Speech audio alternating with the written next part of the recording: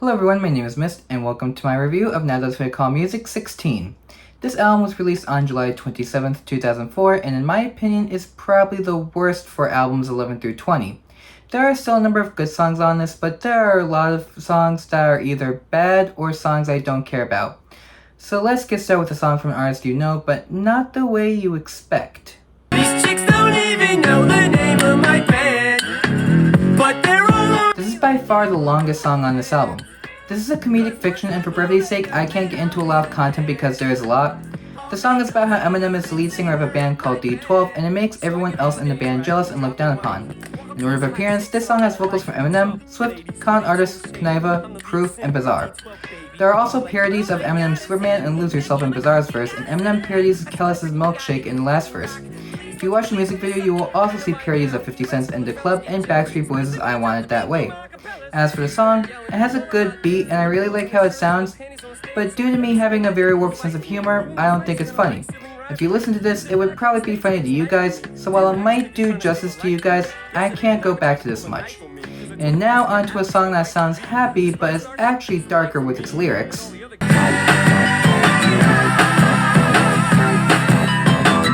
This is one of two songs on this album that have hit number 1 on the Billboard Hot 100.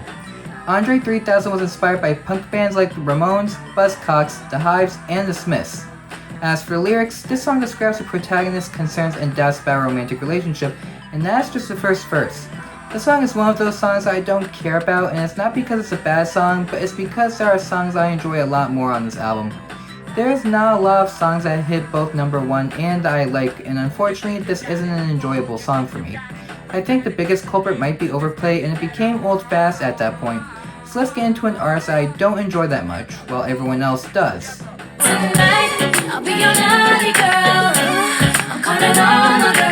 I don't know how obvious this is, but this is the first song on this album to have a sample. The song samples the 1975 song Love to Love You Baby by Donna Summer. The song is also influenced by Arabic music, dancehall, funk, and reggae. I'm not going to like saying this next part, but lyrically, this song is a celebration of sexual lust and conquest, culminating in a desire for a one-night stand. You can probably understand why I don't enjoy this song now. I like how it sounds, but this time the lyrics just flat out make me uncomfortable. This is more memorable of a song than the last time we discussed Beyonce, but this time the lyrics keep me from calling this a good song. And now on to a song that I am pretty sure was made as a song to dance to.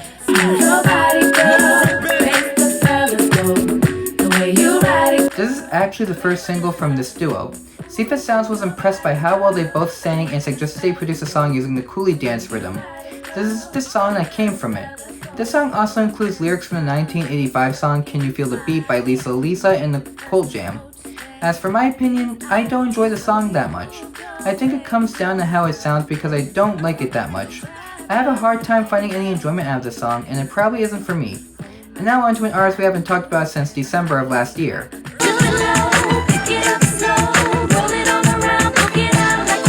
This song ended up having some legal issues arise from it. Apparently this song samples a song from 1983 called La Sirena. This song also features different versions with different guest stars, but we are looking at the solo version for this review. I kinda like the sound of this song, and I can find a lot of similarities with the Beyonce song we talked about earlier in terms of sound, but it isn't that enjoyable compared to other songs on this album.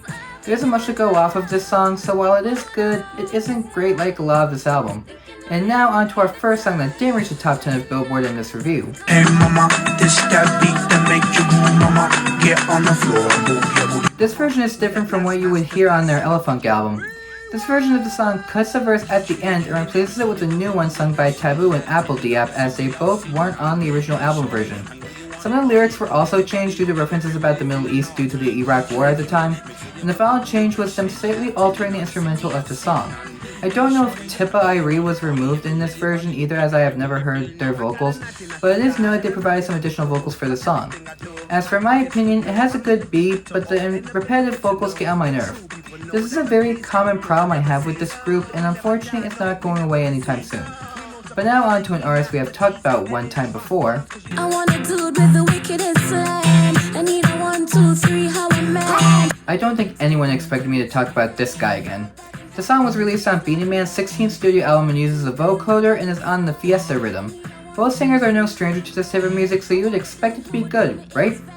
Well, for me it sounds good for the most part, but the lyrics absolutely ruin this song for me. I can't stand songs with subject material as it disturbs me as is, but this whole song is about it. It's the same exact problem I had with Blink-182 last month, but this time I believe this whole song is about the lustful side of it. I just don't want to think about this song anymore, and unfortunately it is still apparent in the next song.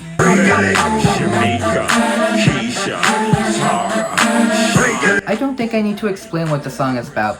The name speaks for itself. This is P.D. Pablo's second single to get any attention and is an example of a genre I thought wasn't even a thing back then. Crunk music. This song was originally going to be the production for Yeah by Usher, as Lil Jon didn't think the production was used at the time. Lil Jon didn't realize this until Pablo played the song for him, and Lil Jon had to create a whole new sound for Yeah, as Pablo wasn't willing to give up the song. Thank God for that, because Yeah is a very good song. But back on topic, the same problems I had with the last song are on this song as well, and the worst part is, it's even more apparent about it. If you're as uncomfortable about it as I am, stay away from this song, and if you are a younger viewer, the same warning applies. Let's just move on to another song that is most likely less obvious about the subject matter. I like it like that, she working that back, I don't know how to act. This is the second and last song to reach number 1 on this compilation. This is also the 7th song to reach number 1 posthumously for a credited artist. If you don't know what that means, Soulja Slim passed away before the song was released. I usually have problems with that, but the reason I don't with this song is because Soulja Slim had already recorded the beat and lyrics of the song before his sudden passing. What I do have a problem with is the content of the song itself. According to Billboard, once again, this song is about sex. And this time, the sound contributes to the dislike of the song for me. I just don't like the song in any way and I don't want to talk about it anymore. And now onto a song I actually enjoy on this album. Get out right now, it's the end of you and me. If you didn't know, this is JoJo's first single. JoJo has said that this song is for all girls to declare their independence because, as all females can relate to, boys will be boys at any age and they don't always act right. As a male myself, I would have to agree with that statement because that still happens now. As for the song itself, it's the best one on this album at this point. I love listening to this song, and before this review, I thought it was a breakup song and I was proven wrong. I love how it sounds. JoJo has a great voice and it's fun to listen to. Now onto an artist we have been seeing a lot in these reviews recently.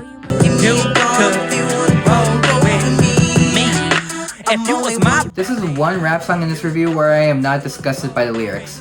This is a rap ballad and talks about how his partner is only one call away, like the title suggests.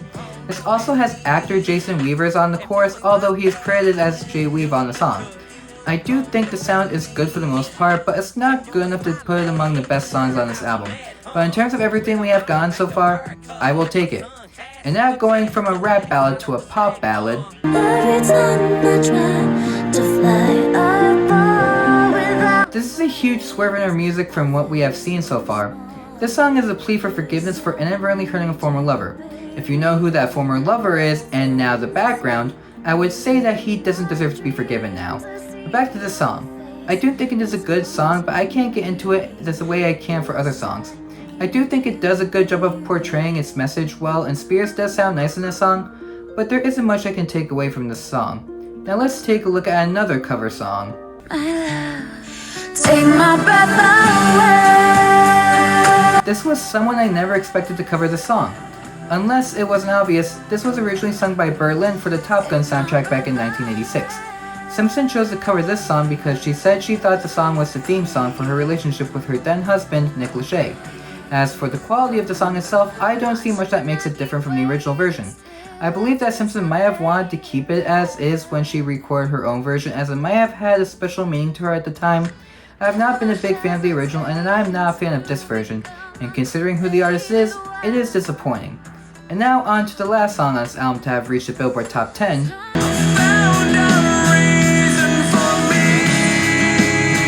The funny thing is, this was supposed to be the first single from their second album, and it eventually became their most successful song.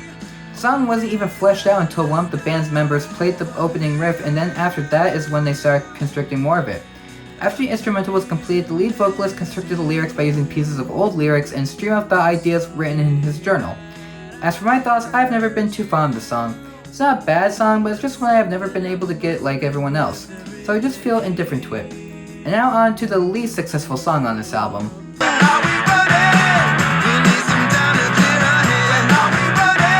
this is when I started becoming less enthused by his music. The song was inspired by contemporary rock musicians' lives, describing them as busy and worried. This is also the shortest song on this album, and as such, I feel like he could have done more with the song. To me, it sounds unfinished, and I just never liked the instrumental of the song. This is just a really unlikable song, and I am fine never revisiting it. And now on to a band we are seeing for the first time.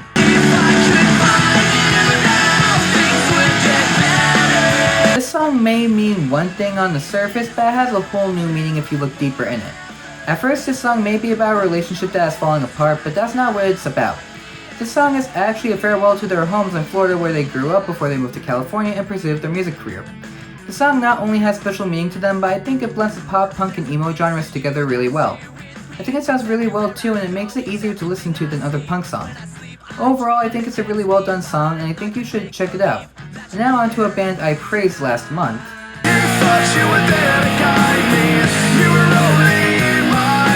Although this song did better on the charts, it was not as popular as their last song.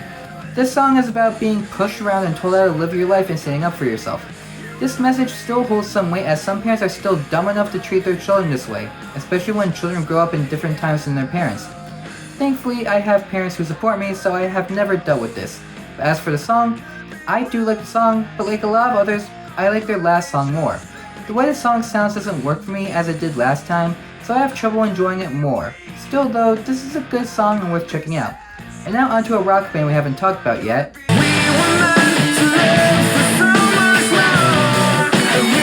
This is the song that helped this band achieve mainstream success. The lyrics were inspired by the T.S. Eliot poem, The Hollow Men, as well as the U2 song I Still Haven't Found What I'm Looking For. There are also two lines in the song that refer to different novels.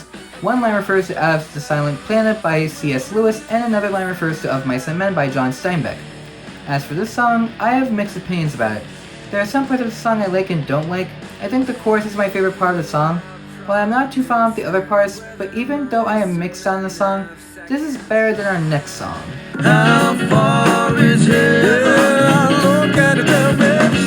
I don't like how the song sounds at all. This is classified as a pop rock song, but honestly it sounds more like a reggae song to me.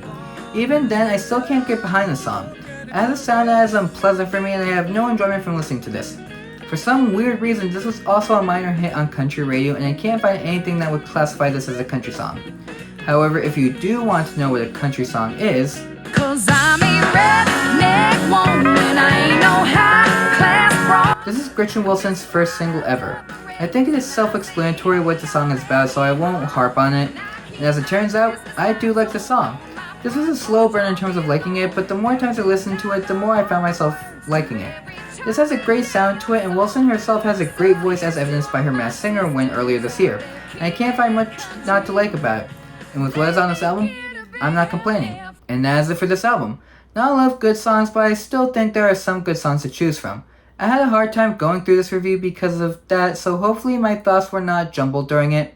My favorite song on this album is Redneck Woman by Gretchen Wilson, as it is not the only song I feel comfortable giving the spot to. Other songs I like will be in the description below, and next time we are still doing the main series. Until then, I will see you all next time. Take care.